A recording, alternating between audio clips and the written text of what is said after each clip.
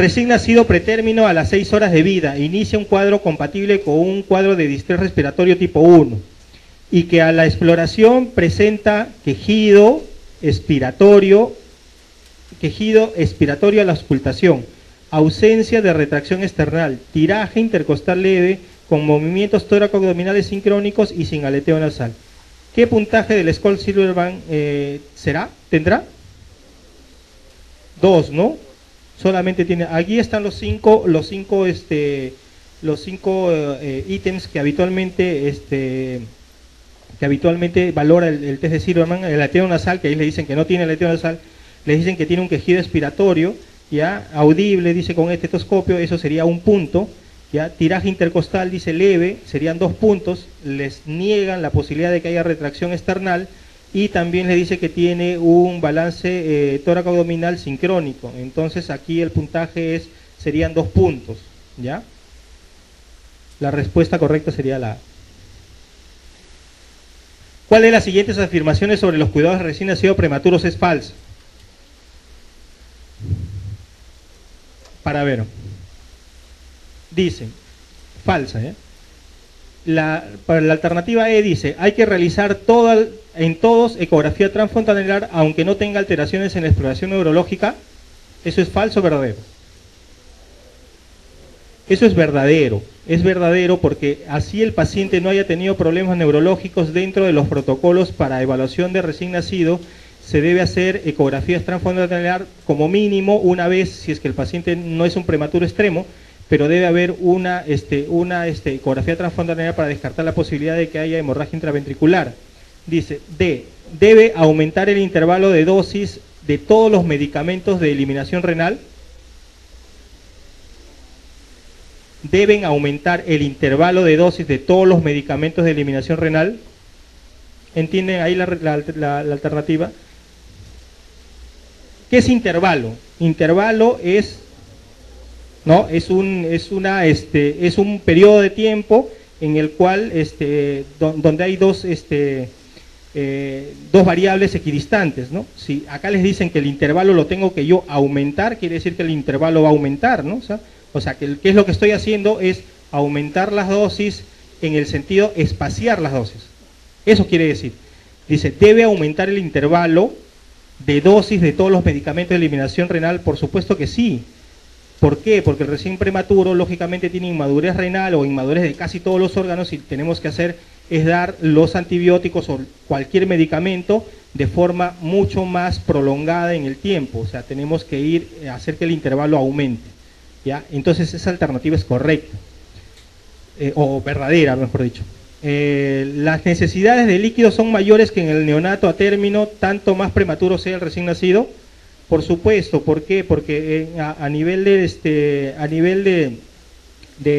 metabolismo, los nenes van a tener una mayor cantidad de líquidos en los compartimentos extracelulares e intracelulares, van a tener una mayor cantidad, o extracelulares, perdón, van a tener una mayor cantidad de líquidos, y por lo tanto el prematuro tiene más agua que en este caso que componentes. Por lo tanto va a tener una mayor cantidad de necesidades porque tiene mayores pérdidas insensibles. Dice, en los casos que necesiten tratamiento con eritropoyetina, ¿debe iniciarse a la vez tratamiento con hierro bioral? Habitualmente los recién nacidos prematuros hacen anemia de la prematuridad.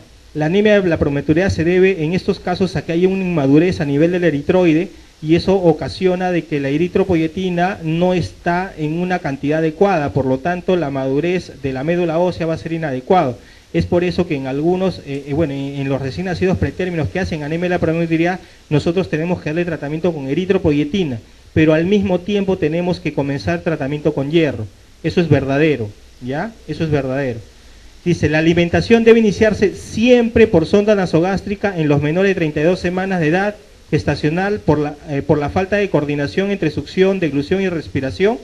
Miren, eso... Acuérdense de algo en preguntas, cuando les preguntan siempre o nunca, esa alternativa casi siempre es la que ustedes tienen que marcar, ¿ya?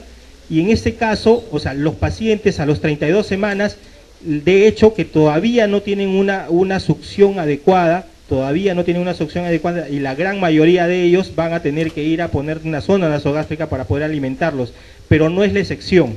O sea, hay algunos recién nacidos prematuros los cuales sí pueden tener un reflejo de succión a esa edad y podrían ustedes darle por vía oral.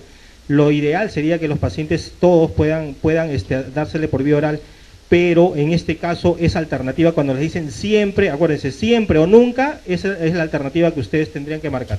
En este caso la respuesta sería la A, que es lo falso. En niño de 42 semanas de gestación, arrugado, pálido, hipotónico, apneico y cubierto de líquido amniótico verdoso. Respecto al cuadro que puede padecer este paciente, señale la opción falsa. Primero, ¿ante qué nos estamos enfrentando? Frente a un síndrome de aspiración meconial, ¿no? Es un paciente que tiene un síndrome de aspiración meconial. Uno es postérmino, ya está en las 42 semanas, ¿no? Segundo, el paciente ha nacido pálido, hipotónico, apneico, ha tenido sufrimiento fetal aparentemente, ¿no? Y el líquido amniótico es verdoso. Ahora, les manifiestan ahí, alternativa falsa. La primera maniobra en su reanimación debe ser aspiración en la tráquea bajo el laringoscopio. ¿Eso es cierto? Por supuesto, es lo primero que ustedes deben hacer, no deben estimular al paciente. Lo que tienen que hacer es, lo primero es bajo el laringoscopio, aspirar, ¿no? Si el paciente nace hipotónico, lo que ustedes tienen que hacer es poner el laringoscopio y aspirar. ¿Es una patología típica de recién nacido pretérmino y recién nacido a término? No es una condición, es más frecuente o se presenta habitualmente en recién nacidos. Pueden ser a términos y postérminos, pero en el recién nacido pretérmino no se presenta. El E. coli es el germen más frecuente de infección bacteriana en estos pacientes si el meconio es estéril. ¿Cómo puede haber adquirido el recién nacido si el recién nacido recién se va a colonizar, ¿no? Esa alternativa es ambigua también, si ustedes la leen bien. O sea, el E. coli el síndrome el síndrome de aspiración meconial habitualmente es la aspiración del meconio, pero el paciente neonato que está en sufrimiento fetal y que ha aspirado meconio, habitualmente el meconio es estéril.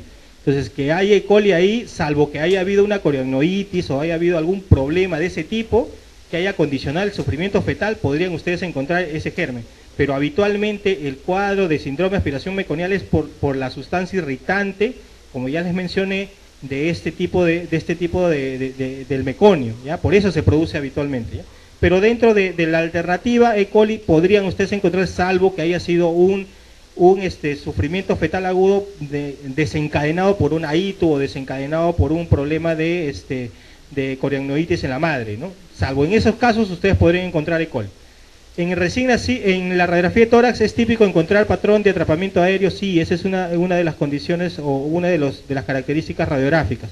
¿Es una patología que produce una llamativa hipertensión pulmonar? Por supuesto que sí, va a producir hipertensión pulmonar.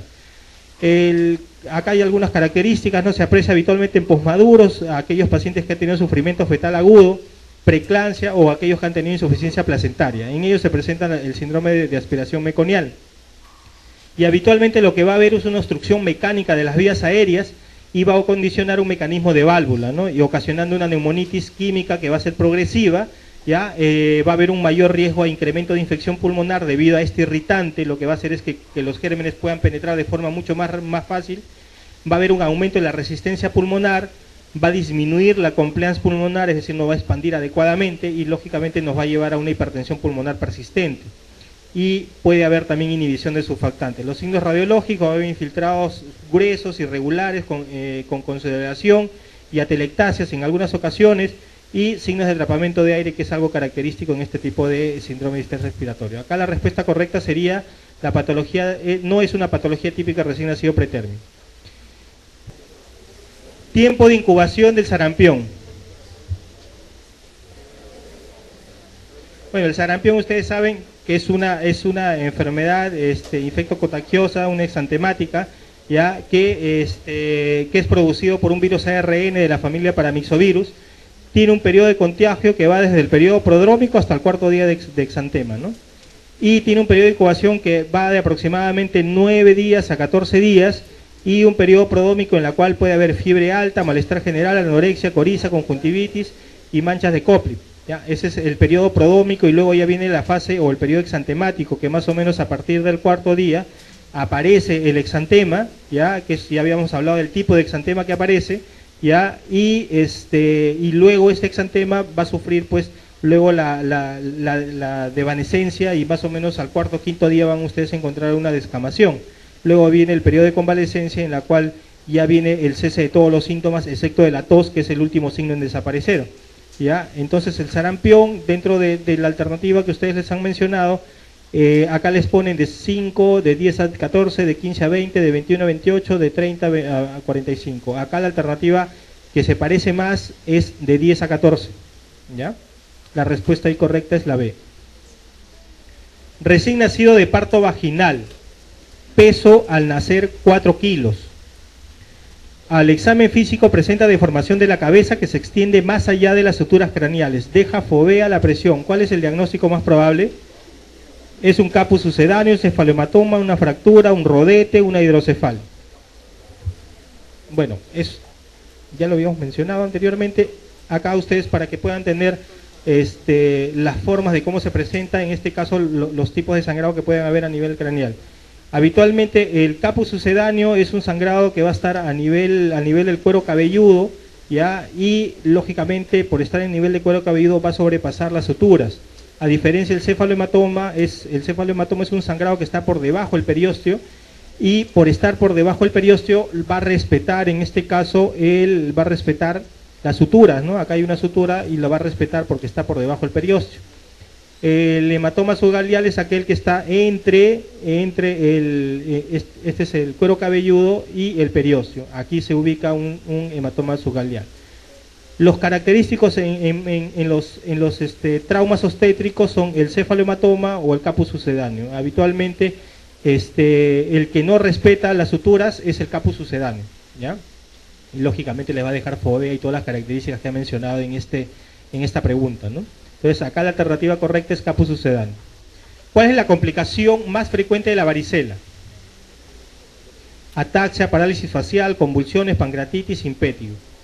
De todas ellas, bueno, la varicela te puede dar todas esas complicaciones, pero de todas ellas las sobreinfecciones son la complicación más frecuente de la varicela. Ahí tienen ustedes todas las complicaciones que puede tener una varicela, y dentro de ellas, la que está en amarillo, las sobreinfecciones bacterianas son las causas más frecuentes, y se deben a que habitualmente se deben al rascado del paciente, debido a que las lesiones costrosas van a producir un prurito intenso, y el paciente, el niño en este caso, pues lógicamente se va a comenzar a rascar, se va a comenzar a lesionar las heridas, y va a comenzar a presentar abrasiones en la piel, y por lo tanto los gérmenes de la piel van a poder penetrar y ocasionar cuadros como estos, ¿no? En los cuales el paciente, esto es una celulitis complicada, es una varicela, perdón, complicada. Si ustedes ven ya las lesiones están acá rojizas, eritematosas, y acá hay una celulitis. Este paciente lógicamente se tiene que hospitalizar, debido a que la varicela te produce inmunosupresión, y es un paciente que requiere forzosamente tratamiento antibiótico vía endovenosa. Ya las otras complicaciones, neumonitis, ataxia cerebelosa, encefalitis y demás complicaciones, ¿no? Bueno, en esta pregunta la alternativa correcta sería, bueno, impétigo es una de las sobreagregaciones bacterianas que pueden verse en este tipo de enfermedad, ¿no? Esa sería la alternativa correcta. Lactante de 3 meses de edad que previamente sano inicia su enfermedad con coriza y fiebre. Se agrega tos y 2 días después es traído a la emergencia por presentar dificultad respiratoria. Al examen se ausculta roncantes y sucrépido. ¿Cuál es el diagnóstico más probable? Es una neumonía, es una bronquiolitis, una laringotraqueitis, una rinofaringitis, un síndrome obstructivo bronquial agudo. Primero que les mencionan la edad. ¿Se acuerdan que les había mencionado que la edad es muy importante en pediatría? 3 meses. ¿Ya? Es un nene que comienza con un cuadro respiratorio alto, con coriza, fiebre, ¿no? Y luego de ahí el paciente, después de 2 días, menciona, el paciente hace dificultad respiratoria y ya le encuentran roncantes y sucrépitos. En ningún momento ahí les mencionan si es que hay o no hay, si hay o no hay sibilancias, ¿ya? Pero tiene casi todas las características de ser un cuadro producido por primero, ¿es viral o es bacteriano? Viral. ¿Ya? ¿Y cuál es el agente viral más frecuente que produce problemas respiratorios de vía respiratoria baja?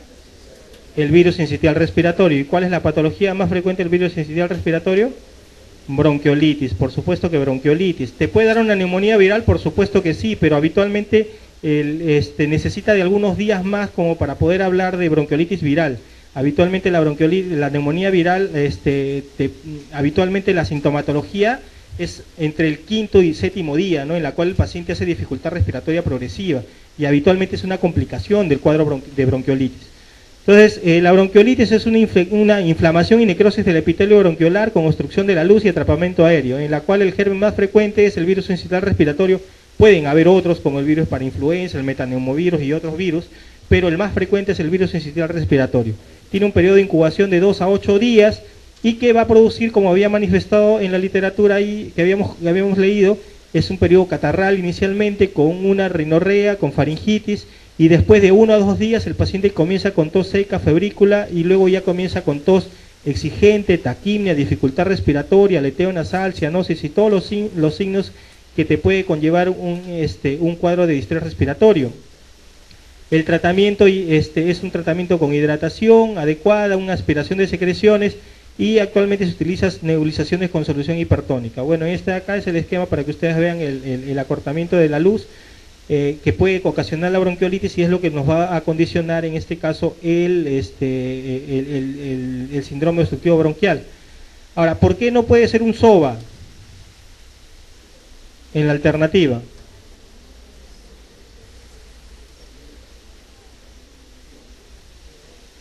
¿Alguien me responde?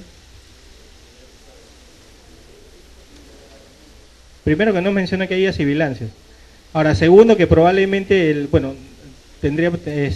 síndrome obstructivo bronquial es un síndrome que es producido por algo, ¿no? Pero acá ya nos está hablando de que el paciente ha tenido todo un cuadro catarral previo y luego ha hecho un cuadro de vía respiratoria baja. Probablemente un síndrome obstructivo bronquial no solamente lo puede producir la bronquiolitis, sino también puede ser un paciente alérgico, por ejemplo, que va al parque y de repente inhala el polen y hace un broncoespasmo. Y ese es un SOBA también, en un paciente menor de 2 años, ¿no? Entonces el SOBA involucra varias enfermedades, pero acá característicamente lo que les está hablando es de un cuadro típico de bronquiolitis, ¿ya? La alternativa correcta es bronquiolitis. Un niño de 3 años es traído a la emergencia por haber presentado sacudidas tónico-clónicas generalizadas que duran 5 minutos. Al examen, una temperatura de 40, se ausculta roncantes en ambos campos pulmonares y presenta déficit de miembros inferiores derecho y somnolencia post-convulsión. No tiene antecedentes relevantes. ¿Cuál es el diagnóstico más probable? Esta es una convulsión febril compleja, es un episodio de escalofríos, manifiestan ahí. Es un síncope febril, es una crisis convulsiva febril simple, es una convulsión asociada a fiebre. Primero, episodio de escalofrío no tiene nada para ser episodio de escalofrío, ¿no? Segundo, síncope febril, habitualmente el paciente no tendría por qué presentar convulsiones tónico-clónicas. Entonces la alternativa B y C la descartamos. Convulsión asociada a fiebre. ¿Qué tiene que tener para hacer una convulsión asociada a fiebre? ¿El paciente qué tiene que tener? Tiene que tener un daño neurológico previo, ¿no? O sea, y acá ustedes les mencionan que no tiene antecedentes relevantes. Entonces esa alternativa también la descartan, tan solamente por ese enunciado, por eso se la han puesto, no tiene antecedentes relevantes. Entonces, convulsión asociada a fiebre es aquella convulsión, por ejemplo, en un paciente, en un PCI, ¿no? Que convulsiona con fiebre, eso no es convulsión febril, esa es convulsión asociada a fiebre, ¿ya? Ahora, estamos hablando que es un paciente de 3 años, duró 5 minutos, tónico-clónico generalizadas, y que tiene déficit motor inferior izquierdo y somnolencia postconvulsión. Entonces, nos quedan 2 alternativas, es la febril simple o febril compleja. Las diferencias, características, es que la convulsión febril simple habitualmente en números es una, habitualmente, son tónico-clónicas generalizadas, habitualmente menor de 15 minutos, el posictal habitualmente es corto, y no hay parálisis residual. ¿Ya? Aproximadamente de todas las convulsiones febriles, el 72% son producidas, son de tipo convulsión febril simple. El examen neurológico habitualmente es normal. La convulsión febril compleja habitualmente pueden haber en números de 2 o más dentro de las 24 horas, habitualmente son parciales, no necesariamente tienen que ser parciales por si acaso, pueden ser también tónico-clónicos generalizados y pueden ser parciales.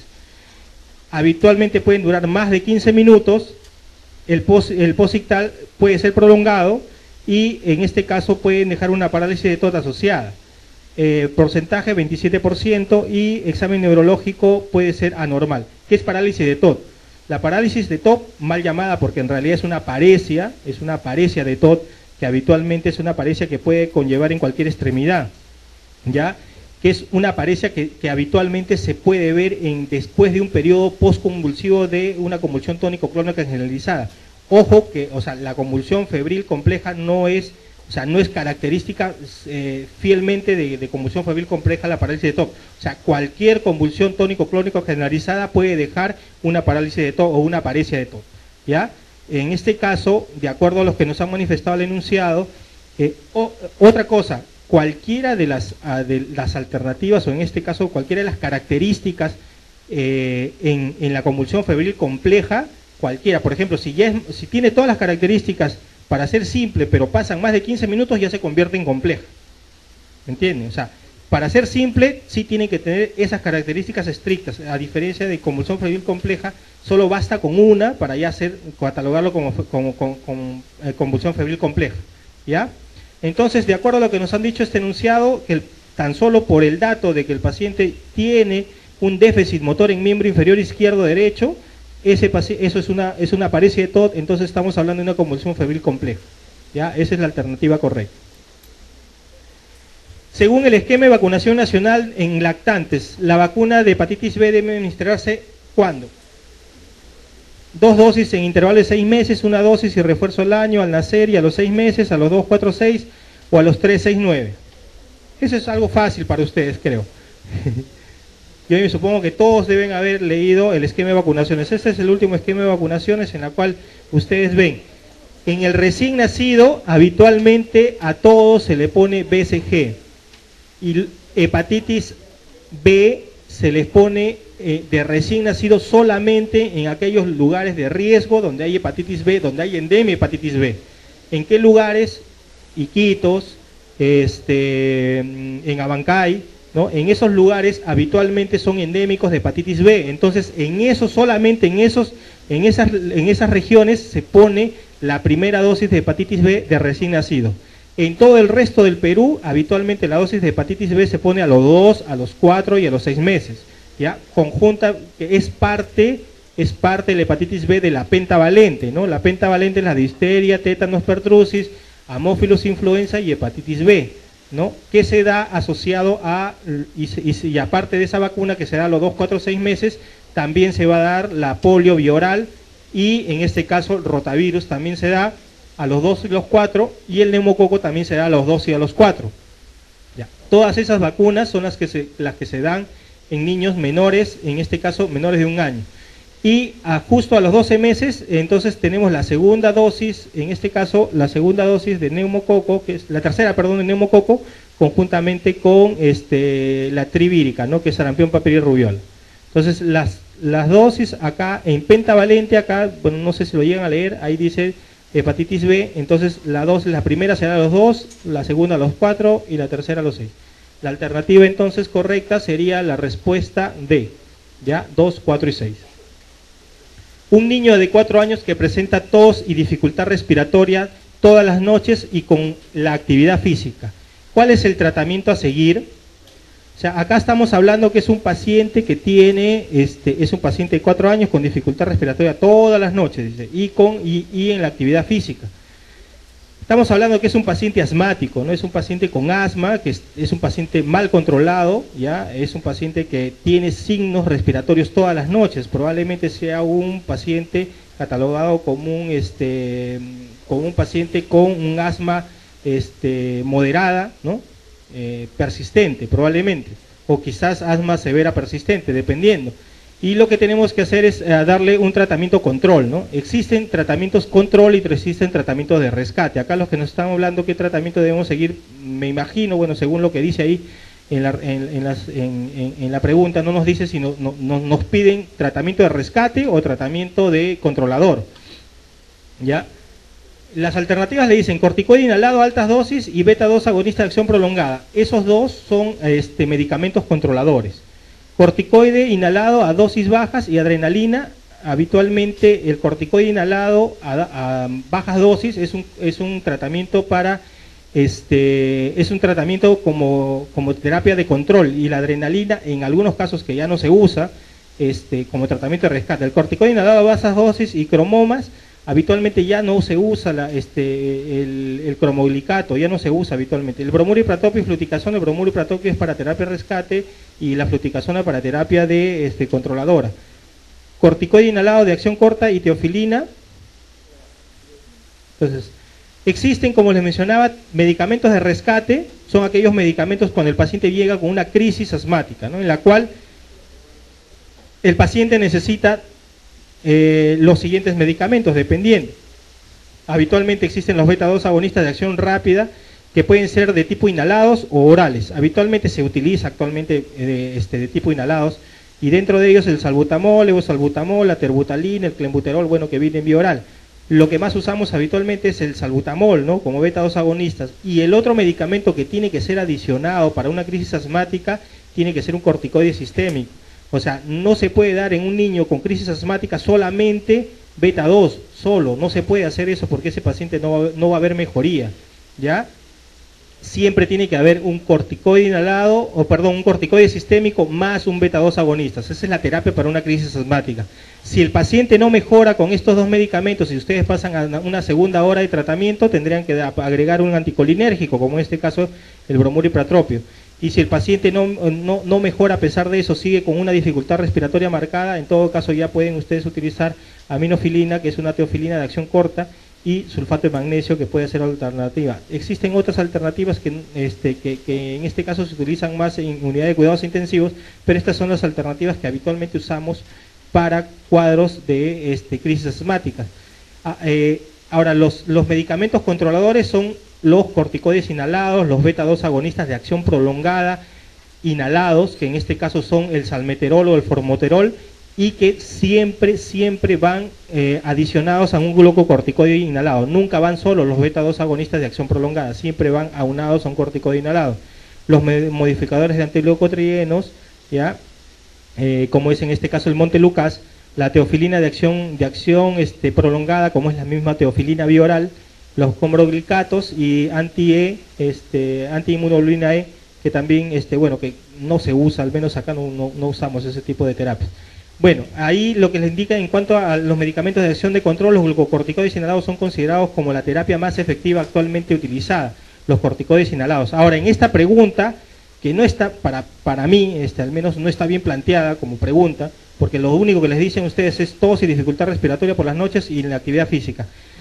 Este es un paciente que crónicamente tose y tiene dificultad respiratoria, ¿no? Probablemente necesite una terapia de rescate y que luego le des una terapia de control, ¿no? Pero dentro de las alternativas, en todo caso tenemos que buscar algo parecido, pero dentro de las alternativas lo único que me dan como dato ahí y que tiene lógica es la respuesta A, ¿no?, que es el uso de corticoide inhalado a dosis alta, porque es un paciente mal llevado, con mal control, aunado a un beta-2 de acción prolongada. O sea, lo que nos están diciendo en esta pregunta es que utilicemos un tratamiento de control para este paciente. Ahora, si dentro de esta alternativa nos ponen pues que tenemos que darle salbutamol más un corticoide inhalado, también sería una respuesta correcta, por si acaso, ¿ya? De toda la lógica de todas esas alternativas, la respuesta A es la más valedera. Bueno, chicos, las preguntas creo que estuvo bastante fáciles, espero que hayan respondido todos. Pediatría habitualmente se caracteriza por ser el salvavidas de todos. Gracias.